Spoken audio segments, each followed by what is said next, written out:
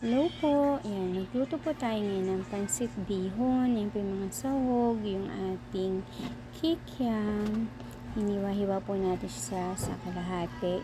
Tapos yung gulay po natin, yung repolyo, tapos may baboy din po tayo. Yan po. Ang ating sahog ay baboy, karne ng baboy, kikiam, bawang sibuyas, tapos yung gulay, repolyo, carrots, tsaka po yung beans, Baguio beans po. Yan, para po sa pansit bihon po natin. Yan, nagpainit na po tayo ng ating kawali para po igigisa natin.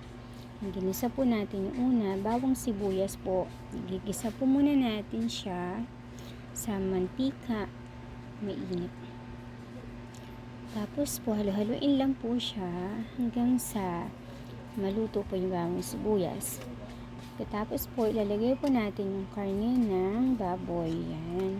Igigisa po natin yung karne ng baboy sa sa bawang at sibuyas para po maging malasa po siya.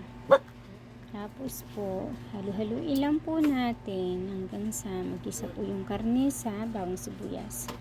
Yan. Maluluto na po yung karne. Nilagyan na rin po natin yan ng pampalasa na cubes para pumilasa siya. So, ilalagay po natin dyan yung kikiam. Yan.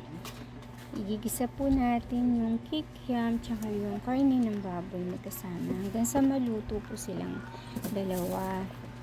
Yan. Hanggang sa maluto po. Tapos, pag medyo maluluto na po, ilalagay na po natin yung ating gulay. Yan po yung ating yung repolyo, carrots, tsaka po yung Baguio beans. Yan, halu-haluin po natin siya. Para po humalo po yung lasa ng karne ng baboy sa gulay. Hanggang sa magisa po siya. Yan po, halo-halo lang po. Tapos, hanggang sa nilagyan na po natin siya ng toyo, tapos tubig para po siya sa sabaw. Para po pag niluto po natin yung ating pansit mamaya. Ayan, halu-haluin lang po natin para po maging pantay po yung luto at lasa po. Lalagyan na rin po natin yan naman ng pampalasa at mga rekado po niya para po milasa po. Hantay lang po natin yung kumulo. Habang hinahantay po natin, binabad po natin ang ating pansit bihon sa tubig para malambot po siya pag nilagay mamaya sa ating sabaw. And halo-haloin lang po natin hanggang sa maluto po ang ating gulay at sabaw. Tapos panilagay na po natin yung ating pansit bihon.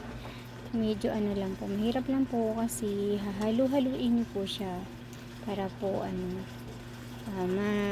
maging pino po yung ating pansit bihon. Yan. Nilagay na po natin yan. Yan, luto na po ang ating pansit bihon. Pwede na po siyang iserve. Mahirap lang po maghalo ng pansit dahil marami po siya. Pero, worth it naman po pag naluto. Yan po. Luto na po ang ating pansit bihon. Pwede na po yang ilagay sa ating paglalagyan mamaya dahil pwede na po siyang ihain sa ating lamesa dahil luto na po. Yan. Pwede na po siyang kainin. Yan. Yung mga sahog po natin, ibabaw lang po natin, haluin natin na sa ilalim para po yung sahog punta sa ibabaw. Yan. Kain na po tayo ng ating pansit bihon. Pwede rin po kayo